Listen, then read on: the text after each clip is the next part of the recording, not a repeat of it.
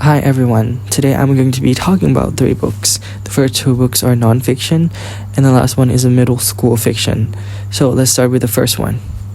The first one is called Designing Your Life by Bill Bernett and Dave Evans. This one is the book my professor assigned me to read actually. This book basically introduced the idea of applying design thinking principle to your life. It's filled with a lot of exercise to help you reflect on your life and guide you to discovering what make your life meaningful and fulfilling, basically. The book mainly talks about reframing, basically changing how we looked at problems. Because when we're trying to solve problems, we tend to do it from the same old angle. But this book sort of pushes us to step back and see things from a wider perspective.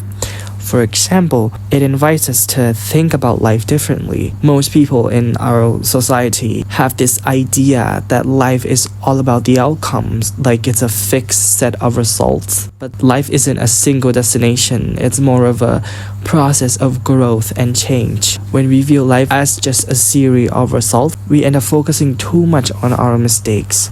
This shift in perspectives can help us see the cracks in certain social norms. One classic example is the question, what do you want to be when you grow up? Which is a question that view life as a single answer. It's no wonder why most kids can't answer this question, because life isn't a static end goal. It's always shifting and changing and moving. Another part that I really loved about this book is how it introduced the concept of gravity problem and anchor problem. What is a gravity problem, right? Gravity problems aren't really problems, because in the design sense, if you can't fix or solve something, then it's not a problem. They're just situations and limitations that we cannot change.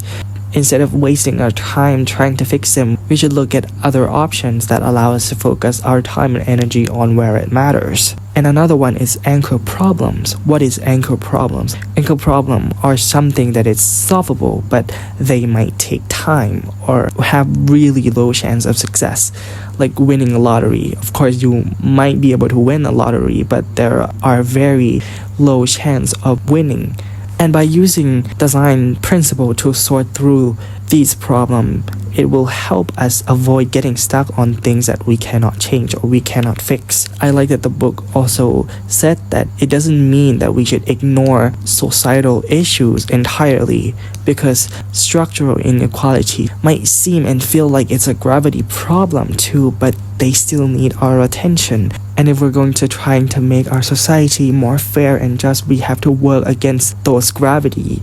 But the key is to keep an open mind and figuring out the best way to address these issues and knowing when to step back.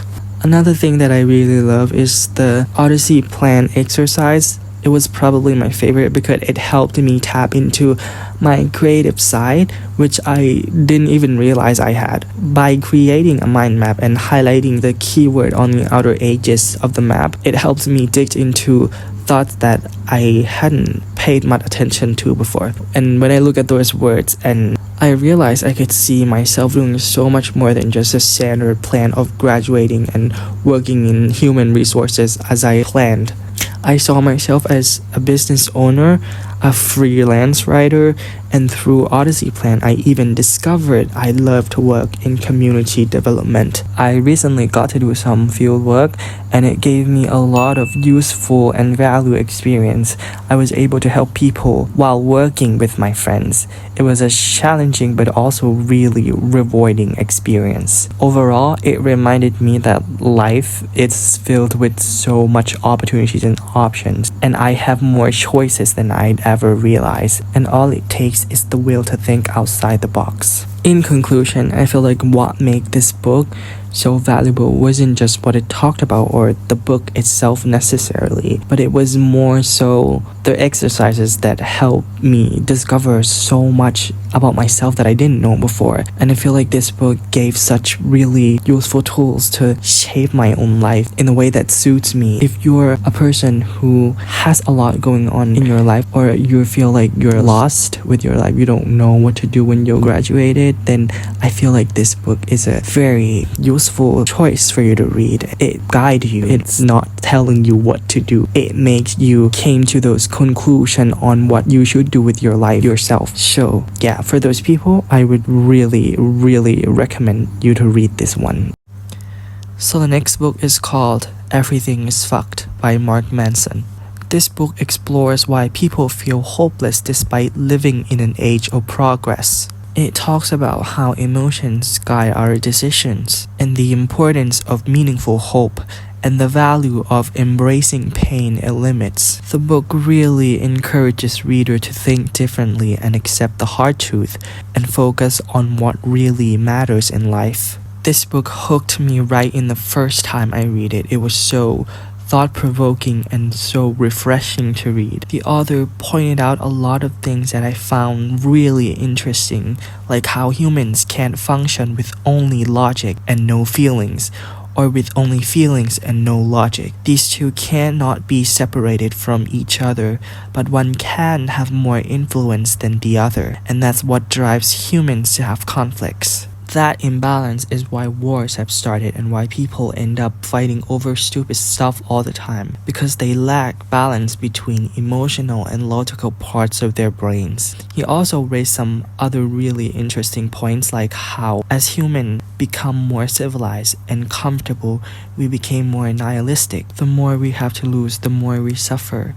And he says that hope is what makes us human miserable. And instead of avoiding pain, he argues we should seek it out and accept it as part of our nature. Humans in pain are intertwined and cannot be separated. Pain is what makes us human, and we are only capable of knowing happiness because we feel pain. While I do agree with a lot of his point, the ending really disappointed me.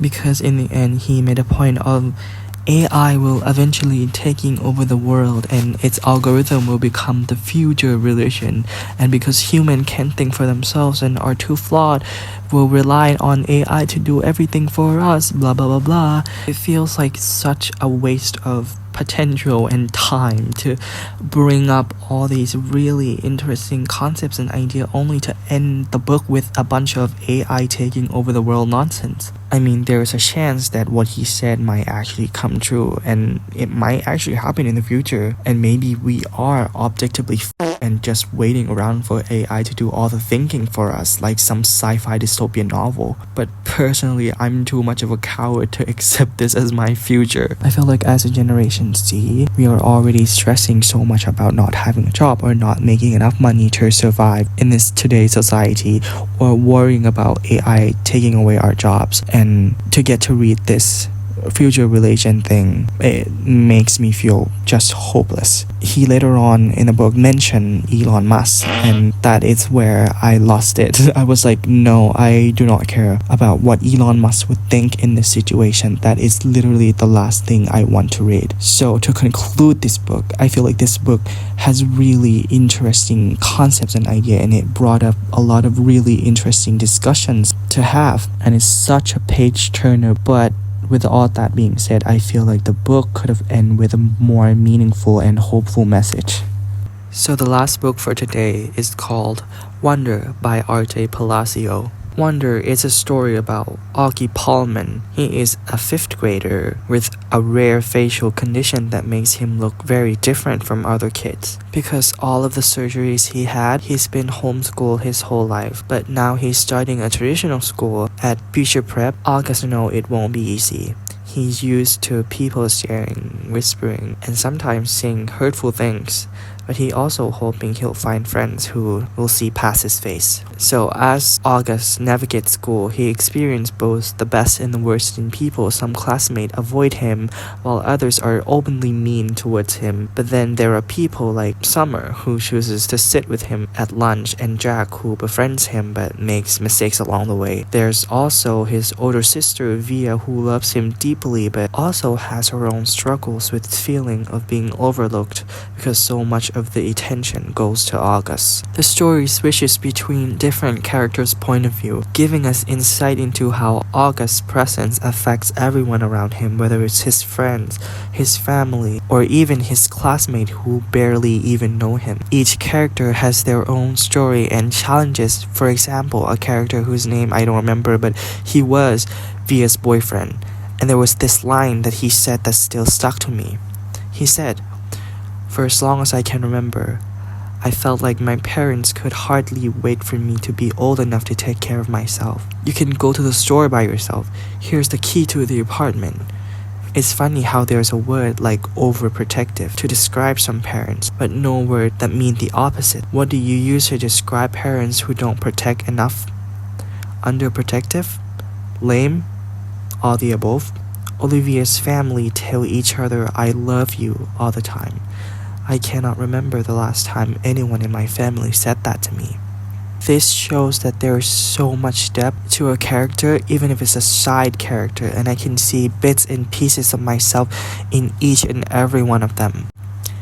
At its heart, Wonder is about seeing beyond what's on the outside and understanding that everyone has something they're going through. It encourages readers to choose kind and remind us that even small acts of kindness can make a huge difference in someone's lives. This book has a special place in my heart because growing up, my middle school experience wasn't that great. I mean, it wasn't exactly like August, but looking back, I can still relate to him in so many different ways. And I know that it's hard to be seen as different, and I understand to the core what it's like to constantly think of ways to make people not notice, to blend in, to disappear into the background, to avoid being perceived at all.